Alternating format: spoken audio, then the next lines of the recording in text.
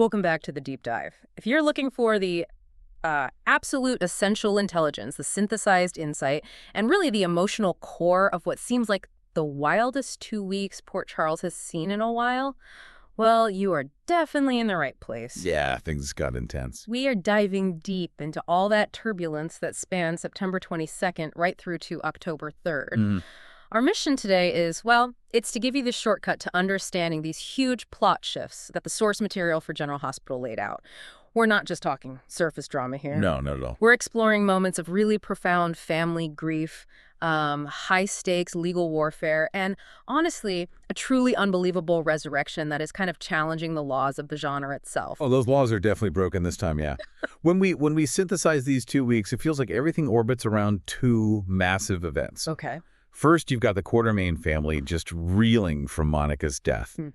And that immediately triggers this brutal, completely unexpected legal fight over her estate, over the family legacy. Right, the classic Quartermain inheritance battle, but maybe on steroids this time. Exactly. And then second, you have the absolutely stunning return of Nathan West.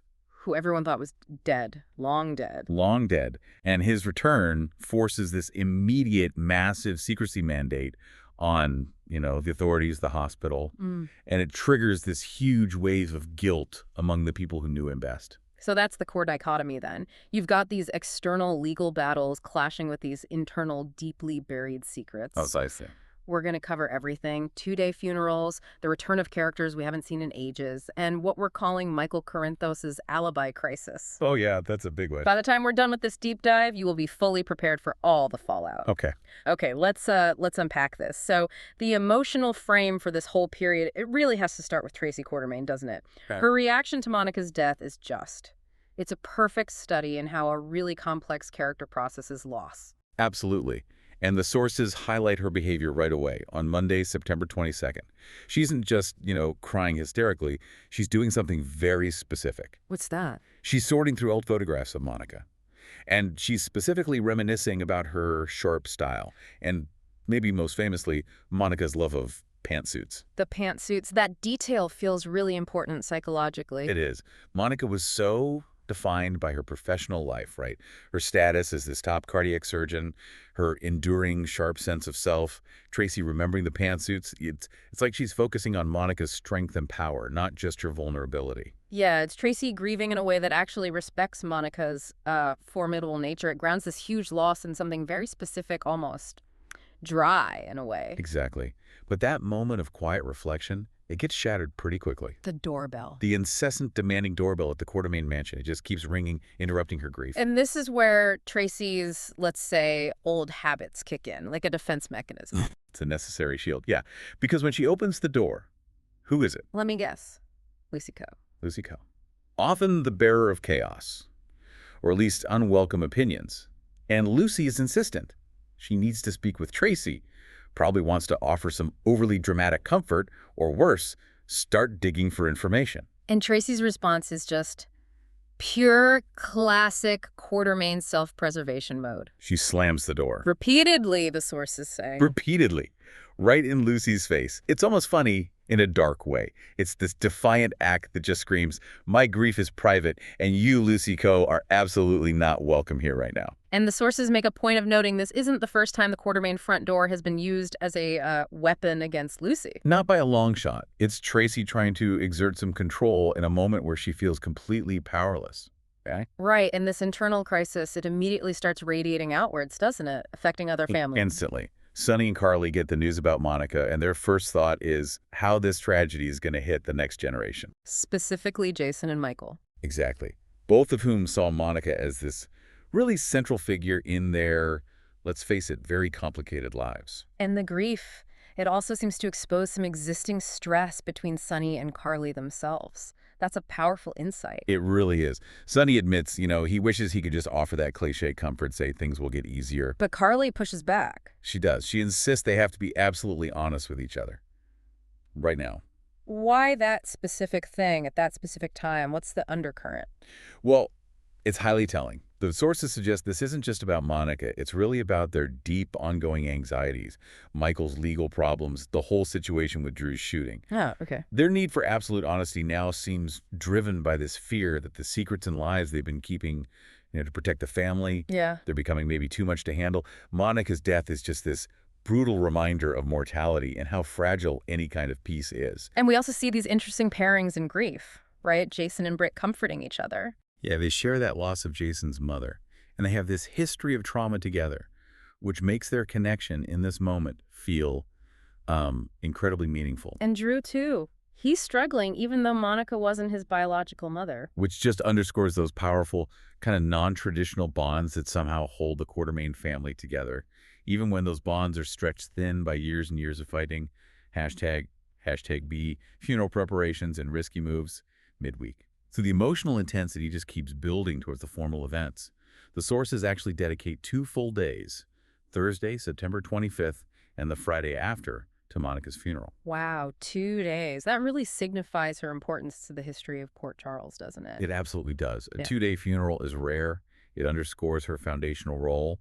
And, we're promised these heavy emotional scenes, lots of those fan-favorite flashbacks, connecting her story to the whole tapestry of the show. But even with funeral plans happening, Tracy Quartermaine can't just stop maneuvering, can she? Never. On Wednesday, September 24th, the sources say she makes a risky move. A risky move before the funeral. Yeah. Given the timing and the impending crisis, the speculation is high that this is related to some kind of pre-funeral estate planning. Of course. Tracy's thinking ahead. Always. Her mindset is probably crystal clear.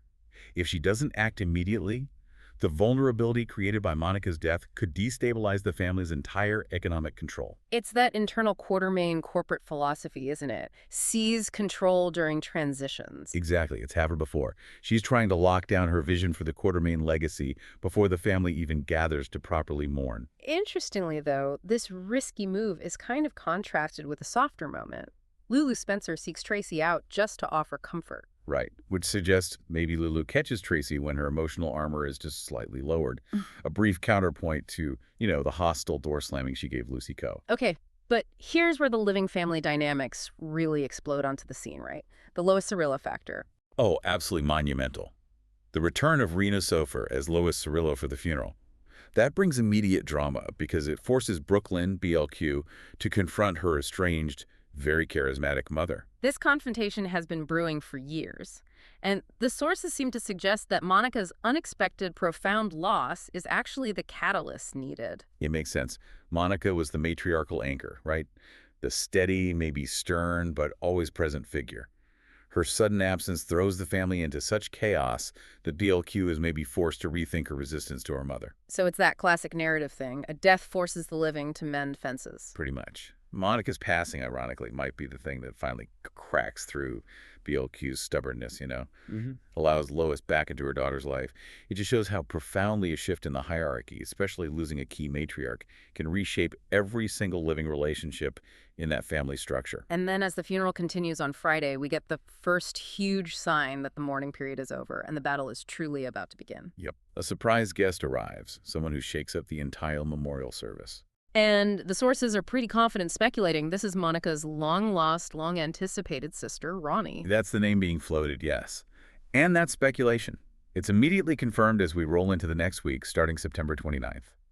The surprise guest is, indeed, Monica's sister, Ronnie, played by the legendary Erica Slezak. Wow, Erica Slezak, that's big casting. And she arrives not exactly to grieve, right? Not primarily, no. She arrives to claim. The plot just immediately turns explosive because Ronnie makes this extraordinary, totally unexpected claim that the entire Quartermaine estate, it belongs to her. The entire estate. Whoa. Okay, so the drama instantly pivots from grief to, high-stakes legal warfare. Instantly. And Tracy's reaction is exactly the kind of verbal warfare you'd expect. Let me guess, over my dead body. Pretty much spot on. Yeah. She declares the battle is over my dead body. She's not just ready for a fight. She's already strategizing how to stop Ronnie from seizing what Tracy sees as the rightful inheritance for the next generation. And Tracy has a specific vision for that inheritance. Oh, surgically precise.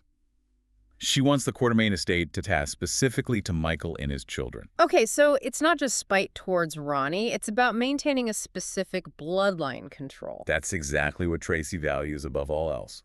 She sees Michael as the standard bearer for the traditional Quartermaine legacy.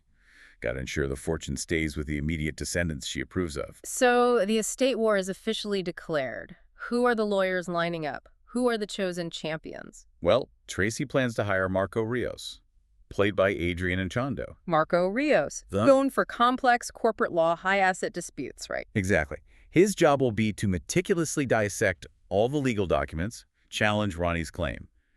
Probably based on the assumption that Monica's will reflects that long-held Quartermaine desire to keep the fortune tightly controlled within the known family. And on the other side, who's representing Ronnie? The strong speculation, and it makes a lot of sense, is Martin Gray. Martin Gray, okay. That fits. He's versatile, maybe a little slippery. Definitely a slippery legal player in Port Charles, yeah. We just saw him conceding to Drew's demands, right? Reinstating Stella, halting an investigation. But only after doing his charm offensive, kissing Stella's hand. So him getting involved signals that Ronnie's claim, however kind of outrageous it sounds on the surface, has a strong, aggressive legal mind behind it. Absolutely. Martin Gray is kind of the perfect choice for a disruptive challenge like this. He doesn't have any ingrained loyalty to the Quartermaine name or, frankly, any specific ideology. He follows the money and the leverage. Pretty much. His history of switching sides, taking on clients who challenge the status quo, that makes him extremely dangerous to Tracy's goal of keeping everything within the immediate family circle she defines. So this won't be a clean fight. It's going to be a spectacle. Legal maneuvering, exploiting family vulnerabilities. Oh, absolutely. A full-on legal circus is probably brewing. Hashtag beef.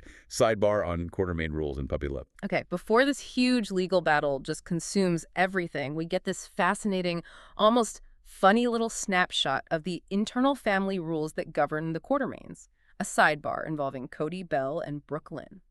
Yeah, Cody apparently figures out something BLQ is up to, one of her secret plans or manipulations. And she confronts him. And this exchange, it's more than just banter, right? It reveals something fundamental about being a Quartermaine. It absolutely does. BLQ asserts this critical family creed.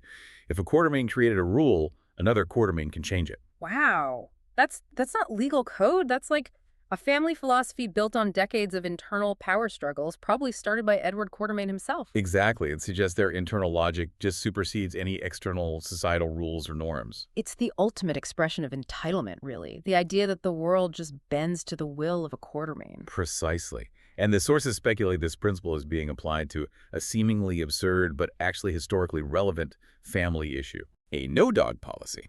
Apparently, it's interfering with Cody's newfound affection for his puppy. A no-dog policy. No. Given Tracy's tight control over the mansion, I can totally see her instituting that.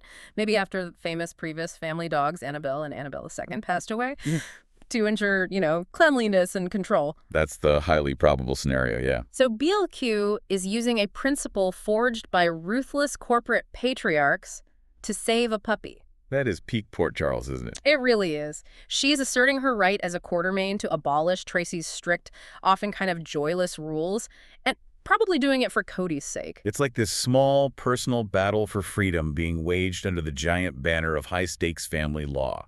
It just reminds you that even amidst all the mourning and the millions of dollars, the Quartermaines are still profoundly, deeply eccentric. And never change, Quartermaines, never change. Okay, we need to shift gears entirely now to the story that really, truly rattled the entire fan base. The confirmation of this massive secret. The big one. Ryan Pavey is officially back as Nathan West, Nina's adoptive brother, Maxie's ex-husband. Yep. A character everyone universally believed was dead. It's incredible, almost unheard of for a resurrection of a character whose death seemed so definitive, so final. And this isn't just a surprise return popping up for coffee, right? It's treated like an institutional crisis from the get-go. Immediately. Yeah. The sources show Anna Devane, with her deep ties to the police, the intelligence world, she gets this shocking information first, and her immediate response tells you everything. What'd she do? Her response shows that Nathan's return is tied to something deeply nefarious, not just some miracle recovery. Her primary concern is absolute immediate secrecy. Okay. She imposes this stringent mandate, instructs Dante Falconeri, the detective, Lucas Jones, hospital administrator, doctor, and Elizabeth Baldwin, veteran nurse, trusted figure, instructs them to keep Nathan's return completely silent while they figure out what the hell is going on. So this isn't a family reunion celebration. It's a clandestine police investigation centered right at the hospital. Exactly. Why those three specific people, do you think? Dante, Lucas, Elizabeth. Well, they represent the three pillars you'd need for institutional control in this situation. Dante can manage the police side, the official records. Lucas, within the hospital, can shield the patient, keep him off the radar, manage the paperwork quietly. And Elizabeth, as a trusted veteran nurse, can ensure the medical staff stays absolutely quiet and Nathan gets the care he needs without raising alarms. That level of coordination, it really suggests his disappearance, his death, was connected to something sinister. Oh, absolutely. Illegal medical experiments, maybe a deep cover operation gone wrong, captured by some secret organization like the WSB or DVX remnants, and has fought forever. Something dark. And the personal fallout kicks off instantly. Nina Reeves is seen at General Hospital. She's in tears talking to Anna. Yeah, the implication is strong that Anna, knowing Nina's history, especially with losing people she loves, contacted her first with the news. Maybe before informing almost anyone else that her adoptive brother is somehow alive. And Nina is, naturally, overjoyed. A huge emotional swing from all the grief she's processing. Huge. But the sources also describe this whole event as a 1-2 punch for Nina, and maybe even more so for Liesl Obrecht, who is described as completely stunned. Lies Worrell. I mean, she's endured so much loss. Her daughter, Britt's close calls, her own near-death experiences, for her son to suddenly be alive. It must throw her emotional stability, which was already, let's be honest, pretty fragile, into absolute chaos. #TagB, guilt, captivity, and family consequences. Now, this Nathan West story is intricately linked to another recent return, isn't it? Britt Westbourne. Uply linked. Lulu Spencer visits Britt, urging her to kind of make peace for Rocco's sake. Britt's back working in the ER, and the sources tell us something profoundly rattles her during her shift on Monday. And the connection seems pretty clear. Almost certain. Britt likely encounters Nathan, who would have been admitted secretly to the ER under Anna's strict secrecy mandate. But what's really fascinating here, what drives the core tension, is this overwhelming sense of guilt that's plaguing Britt. Yes. She's not just shocked like everyone else. She is apparently racked with guilt. Why? What's the theory? The source material heavily suggests Britt may have known Nathan was alive, known he was being held captive, maybe even experimented on. Oh my God. But she was unable to help him. Why? Because she herself was essentially a prisoner during her recent time away. So she was forced into this devastating moral dilemma, her own survival versus revealing Nathan's location. That seems to be the horrifying implication. It elevates the drama way beyond just a simple return. Britt's own recent trauma, her captivity, is directly connected to whatever Nathan endured. And the sources are clear. Britt knows who is responsible for Nathan's captivity and the experiments. Knows who, but hasn't revealed it yet. The timing is crucial to his return, right after her own reappearance. This secret is actively threatening to just destroy her fragile mental state. Wow. Okay. And the emotional weight of Nathan's return, it also falls heavily on Anna and Felicia Scorpio. They catch up to discuss the news. Of course, because Nathan is the father of Felicia's grandson, James West. James, who has never known his dad. And compounding this tragedy is the fact that his mother, Maxie Jones, is currently in a coma. It's just an agonizing ethical crisis for the family. How do you even begin to introduce a father who might be physically or psychologically damaged from whatever happened to a child who has never met him? Especially when the child's primary caretaker, his mom, is completely incapacitated. It feels like an impossible situation. Totally impossible. The family has to navigate what to tell James, how much to tell him, balancing the potential joy of Nathan's return against the very fragile mental state of this young boy and the secrecy demanded by the authorities because of the ongoing investigation into what happened to Nathan. So Nathan's resurrection doesn't bring immediate happiness. It brings immediate, intense complications and a huge weight of moral responsibility. Exactly. Joy mixed with dread and complexity. Okay, so while the Quartermaines are deep in mourning and legal battles, and Nathan West is secretly recovering in the ER, the background hum of Port Charles's criminal life, it just keeps going. Of course it does. The PCPD is still working hard on 2 major cases, right? Yeah, still actively investigating the Drew Shooter case and the Judge Horan murder case. And these investigations continue to pose, existential threats to some key characters. And our focus here shifts squarely back to Michael Corinthos. He's facing some serious legal jeopardy, particularly around his alibi, which sounds like a ticking time bomb hanging over him as he heads towards a crucial custody hearing. It really is. And there's a critical legal distinction to make here. In a criminal case, an alibi is mostly just proof you were somewhere else. But in a custody case, the court scrutinizes the claimant's character, their morality, their judgment, above almost everything else. Okay, so what is the nature of Michael's alibi? Well, the sources are uncomfortably explicit about it. Michael apparently paid a sex worker described as a paid escort to be his alibi. Oof. Yeah. In the court of public opinion, and definitely in a family court setting, a paid escort is, as the source says, not the best alibi to have. Not even close. It immediately calls Michael's judgment into question. And, critically, his honesty. So the danger here is multifaceted. Absolutely. Yeah. First, you've got Michael trying to present himself as this stable, honest father figure, right? Yeah. Yet he's fabricating evidence using transactional relationships. That's exactly the kind of ammunition his opponents in a custody battle need to argue he's unfit or untrustworthy. And the second danger, you mentioned leverage earlier. Yes, the risk of leverage. Yeah. This is perhaps even more immediately threatening. Michael paid her to provide the alibi. Right. Which means, what if a rival, an antagonist with deeper pockets, and let's face it, the Corinthos family has plenty of enemies, pays her more. And the alibi could just disappear. Disappear entirely. Or worse, she could flip and reveal the truth that Michael paid her to lie. Which would collapse his alibi for the crime and completely destroy his credibility in the custody hearing. Devastating consequences for his family life could follow. The clock is absolutely running down on this whole legal house of cards he's built. It feels very precarious. #tag B, relationship tensions and future returns. Okay, outside those massive legal and medical crises, we're also tracking a couple of significant relationship dramas that kind of reflect the general unrest simmering in Port Charles. Like what? We see Molly Lansing Davis opening up to her mother, Alexis Davis, about her feelings for Cody Bell. Molly opening up about Cody. That's interesting. She's usually so cautious, so level-headed. Right. For her to be confessing feelings about Cody, who, let's be fair, is often seen as volatile and unpredictable to her mother, it suggests Molly sees something genuinely worthwhile in him, despite his checkered past. And maybe she needs Alexis's particular brand of wisdom, or maybe just validation to process it? Could be. Then there's the dynamic intensifying around Trina Robinson. Okay, what's happening with Trina? She has this intense talk with her father, Curtis Ashford, and later she's seen questioning Jordan Ashford. And the speculation is? The sources are clearly wondering if Trina noticed something. An inappropriate closeness, maybe. A suspicious dynamic developing between Curtis and his ex-wife, Jordan. Oh, boy. That's a classic relationship minefield, isn't it? Trina is incredibly smart and sensitive. Highly perceptive. If she thinks her dad and Jordan are getting too close or hiding something from her and Portia, that could unleash some serious family stress. Yeah, teenage observation is often devastatingly accurate. If Trina starts digging, Curtis's relatively new family unit could face some immediate destabilization. Okay, and finally we have the ultimate tease, the casting news. The big one, yes.